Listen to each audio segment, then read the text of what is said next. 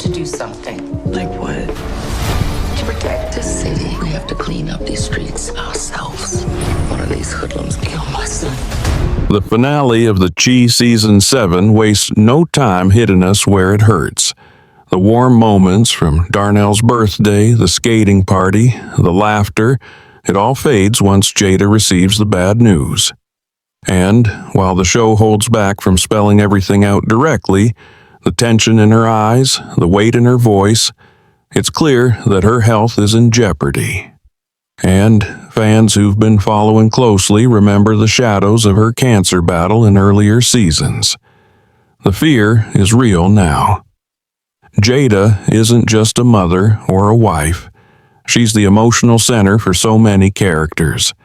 So if she's going through something dark again, it's going to ripple through the entire community. And Darnell? The man's been through his own share of mess, but you could see the cracks starting to show once he sensed something was wrong. That party wasn't just a birthday.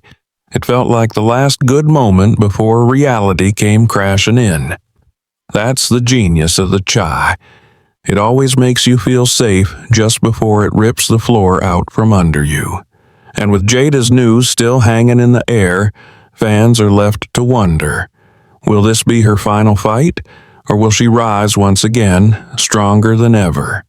While Jada's story brought emotion and heartbreak, another storm was brewing quietly in the background, one tied to secrets, guilt, and deep betrayal. Rijay.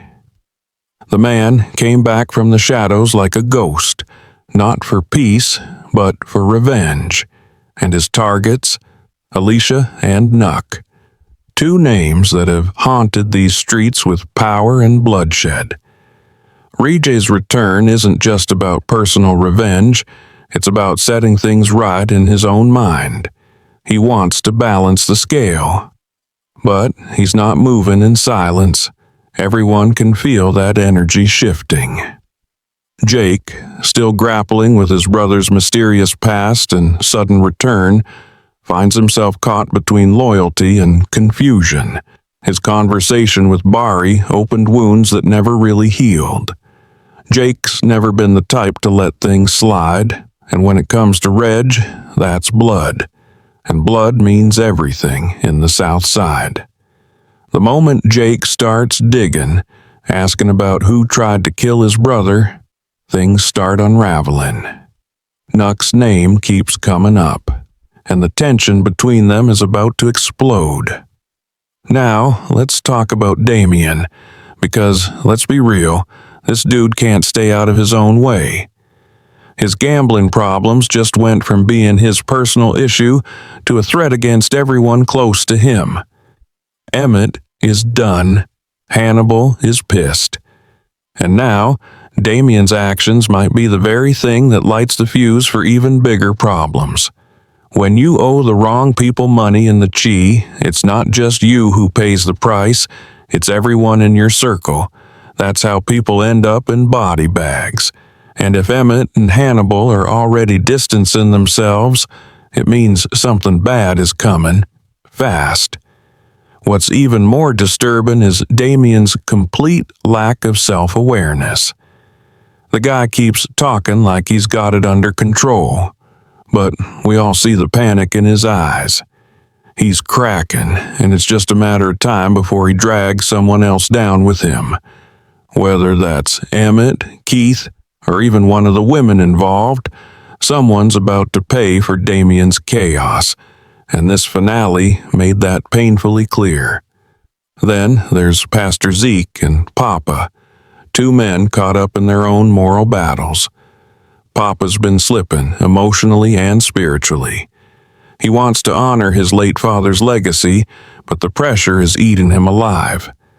Meanwhile, Pastor Zeke is trying to hold everything together: church, community, faith. But the younger generation isn't buying it. The conversation about Pastor Stanley Jackson's church is far from over, and if Papa keeps spiraling, we might see the church, one of the few stable places left, crumble for good. Dom and Len, on the other hand, give us a moment of human connection. Their worries about Jamal, the fear of losing him, it's one of the rawest and most emotional threads in this finale. And it's real. When someone you love is lying in a hospital bed, possibly brain damaged, possibly never the same again. How do you even begin to breathe, let alone think about the future? Dom's refusal to have children now clashes violently with Jamal's desire to build a life beyond the trauma. And this finale shows us that even when the bullets stop flying, the pain keeps coming. The wounds don't always heal. Meanwhile, the political world of the Chi continues to blur with the criminal. Victor, once the symbol of redemption, is slowly stepping back into the world he promised to leave behind. His anger over Jamal's shooting is clouding his judgment. You can feel the storm brewing in him. He wants Alicia to pay. But once you go down that road, there's no coming back. We've seen it happen before. And Rashad? He's caught in the middle. Driver to Alicia, ally to Victor. But now that Reg is alive and back in action, things are about to get even more complicated. That trailer moment, Rashad pulling up on Reg at Alicia's property, felt like two worlds colliding. The old guard versus the new game. And the way Rashad reacted, that wasn't fear. That was disbelief, shock, and maybe a little bit of guilt. This first wave of tension, betrayal, heartbreak, and confrontation sets the stage for the chaos that's coming. Because one thing is clear, nobody's safe anymore. Not in these streets, not in this family, not in the Chi. Rige didn't come back just to say hello. He came back with a mission, and that mission is soaked in blood. What happened to him wasn't just an attempt on his life, it was a betrayal. Someone close knew where he'd be. Someone made that call. And now he's done playing nice. Rige wants Alicia. He wants Nuck, and he wants them gone. And here's the thing. Rudge ain't the same man we saw seasons ago. The time he spent away changed him. He moves different now. Slower, smarter, more focused. He's not out here shooting in broad daylight or making noise. He's creeping, calculated, and that's what makes him more dangerous than ever.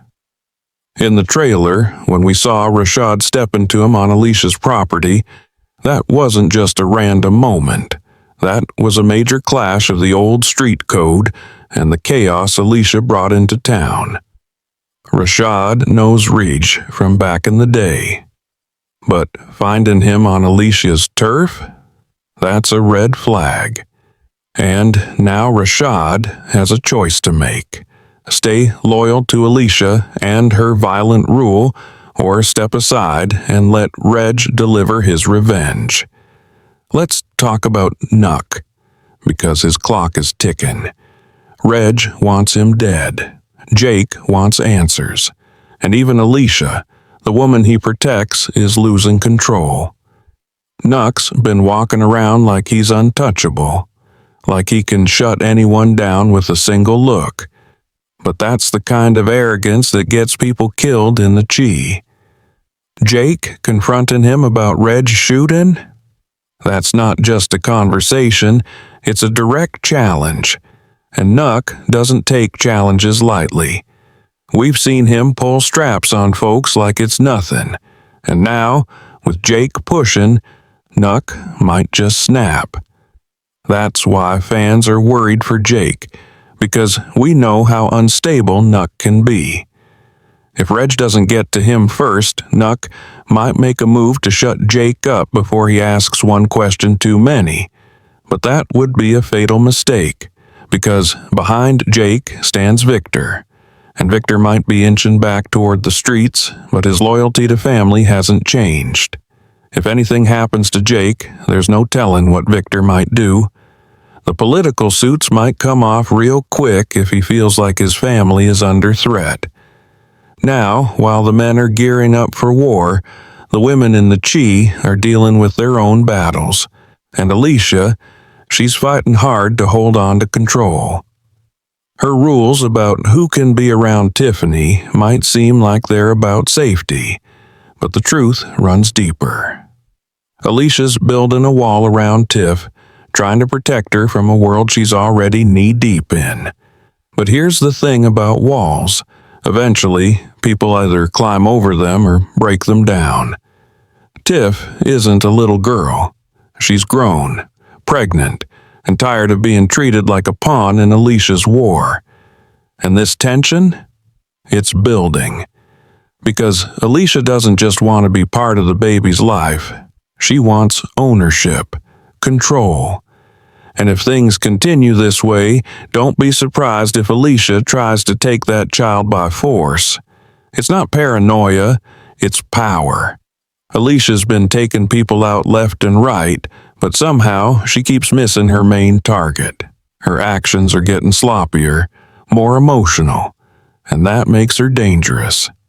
Her mission to wipe out the people responsible for her son's death is becoming reckless, and it's only a matter of time before it blows up in her face. Now we've got to talk about Jamal, because his situation is heartbreaking.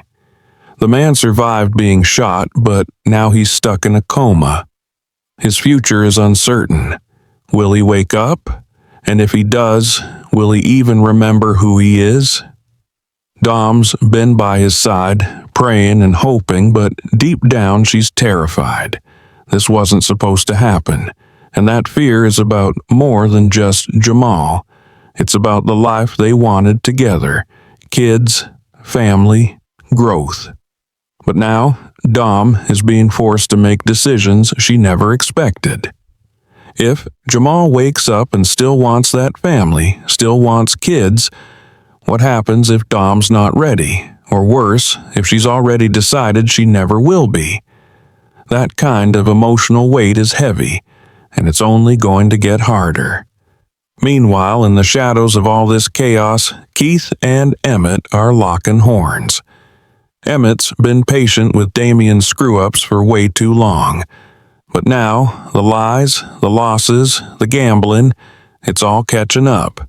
And Keith, he's had enough. The two of them face off in the finale, and it's not friendly. It's tension. It's pressure. It's everything bubbling over from weeks of frustration and betrayal. The question now is, will Damien finally get what's coming to him, or will he drag someone else down first? Hannibal's already distancing himself, and Emmett's teetering on the edge. One more mess-up and Damien might not make it out alive.